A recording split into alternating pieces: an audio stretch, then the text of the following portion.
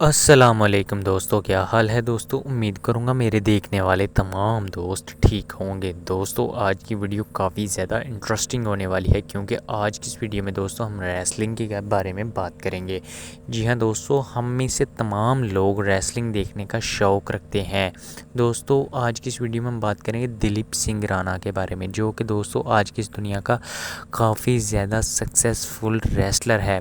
जी हाँ दोस्तों, आज बात करेंगे हम मशहूर रेसलर के बारे में, जो कि इंडियन रेसलर है, जो कि दोस्तों काफ़ी गरीब हुआ करता था। आज इस वीडियो में हम बात करेंगे कि दिलीप सिंह राणा जो कि काफ़ी गरीब लड़का था, वो गुर्बत से लेकर उसका सक्सेसफुल रेसलर तक का सफ़र कैसा रहा। चलिए बढ़ते हैं दोस्तों वीडियो की तरफ। दोस्तों दिलीप सिंह राणा जो कि काफ़ी सक्सेसफुल रेसलर है दोस्तों, ये अपनी अब नॉर्मल जो कि लंबाई है उसकी वजह से दोस्तों ये रेसलिंग में आया। दोस्तों इसकी पैदाइश उत्तर प्रदेश में इंडिया के बहुत ही गरीब से और छोटे से गांव में हुई। और दोस्तों दिलीप सिंह राणा 6 बहन भाई थे, इनमें सबसे बड़ा इनका दिलीप सिंह राणा ही भाई था। दोस्तों दिलीप सिंह राणा जो कि अब काफ़ी सक्सेसफुल रेसलर था, उस वक्त दोस्तों इनके पास इतनी गुर्बत हुआ करती थी कि इनके पास एक वक्त का खाना होता था और एक वक्त का खाना नहीं। दोस्तों दिलीप सिंह राणा ने अपनी ये ज़िंदगी का कठिन सफ़र इस तरह शुरू किया। शुरू में दोस्तों दिलीप सिंह राणा जब स्कूल जाया करते थे तो इसके पास स्कूल की फ़ीस अदा करने के पैसे नहीं हुआ करते थे, जबकि इसके स्कूल के जो मास्टर थे वो इसकी इतनी इंसल्ट किया करते थे। उसके बावजूद भी दोस्तों दिलीप सिंह राणा स्कूल जाता। एक दिन दोस्तों इसके स्कूल मास्टर ने इसकी इतनी इंसल्ट की कि तमाम क्लास के सामने दिलीप सिंह राणा को बुरा लगा और उन्होंने उस दिन के बाद स्कूल को अलविदा कह दिया। दिलीप सिंह राणा के घर के हालात कुछ बहुत ही कंडीशन डाउन जा रही थी।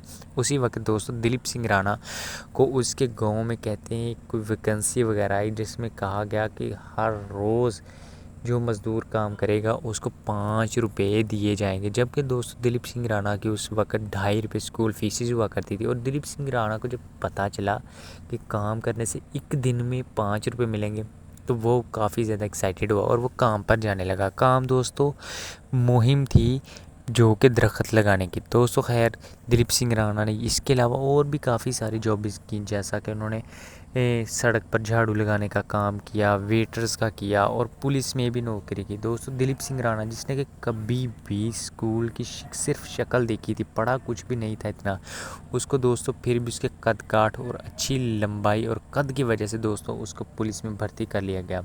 पुलिस में भर्ती होने के साथ दोस्तों दिलीप सिंह राणा ने साथ साथ अपना बॉडी बिल्डिंग का काम शुरू कर लिया और छोटी मोटी मुकाबलों में हिस्सा लेने लगा। तभी दोस्तों दिलीप सिंह राणा को अमेरिका से ऑफ़र आई प्रो प्लेयर की।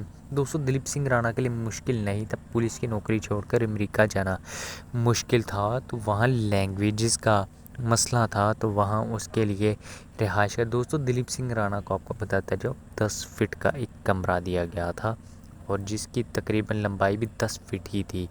दोस्तों कहा जाता है कि दिलीप सिंह राणा को जब वह लैंग्वेज नहीं आया करती थी तो उसके लिए काफ़ी ज़्यादा मुश्किलात भी तब पैदा हुई। लेकिन दोस्तों दिलीप सिंह राणा की मुश्किलात बहुत जल्द ख़त्म हुई। दोस्तों उसी वक्त दिलीप सिंह राणा को WWE में मौका मिला रेसलिंग का और दिलीप सिंह राणा ने रेसलिंग की। इसी दौरान दोस्तों दिलीप सिंह राणा को मैं आपको बता दूं उसकी ज़िंदगी में एक बहुत बड़ा हादसा हुआ था जो कि बहुत ही कम लोगों को पता है। दोस्तों रेसलिंग के दौरान दिलीप सिंह राणा से एक रेसलर की मौत हो गई थी दौरान मूविंग। दिलीप सिंह राणा ने जब उसको हिट किया तो उसी दौरान उसकी मौत हो गई, जिस वजह से दोस्तों दिलीप सिंह राणा को खूनी रेसलर कहा गया और उसे रेसलिंग की दुनिया में खूनी रेसलर के नाम से पुकारा जाने लगा। जिसकी वजह से दोस्तों दिलीप सिंह राणा को इन जो अमेरिकन जो एम्बेसी थी जो रेसलर्स की उन्होंने उधर से निकाल दिया। लेकिन तभी दोस्तों दिलीप सिंह राणा को जापान और मक्सिको से रेसलिंग की ऑफ़र्स आती रहीं।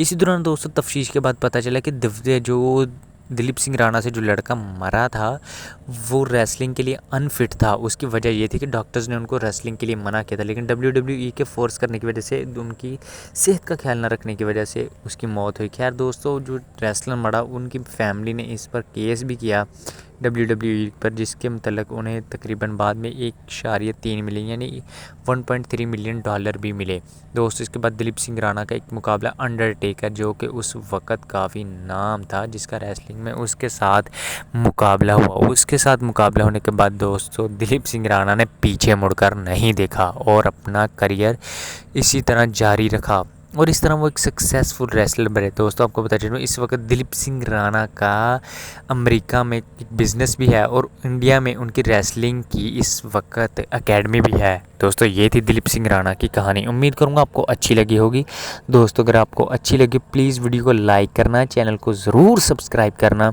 इसके अलावा दोस्तों अगर आप हमें इंस्टाग्राम और फेसबुक पर फॉलो करना चाहते हैं, नीचे डिस्क्रिप्शन में लिंक है, आप हमें वहाँ फॉलो कर सकते हैं।